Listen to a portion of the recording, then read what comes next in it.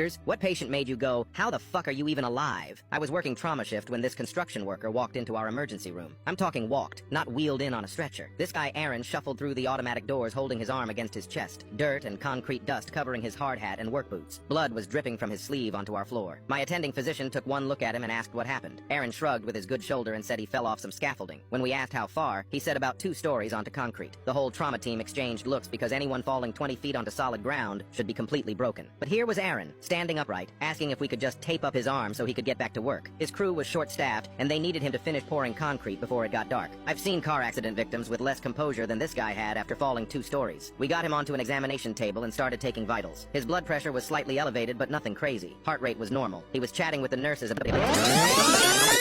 You probably did it just to hurt me. Well, it worked. You hurt me. Now there's nothing else I can do. He said nothing compares to the fever dream. It's what I do.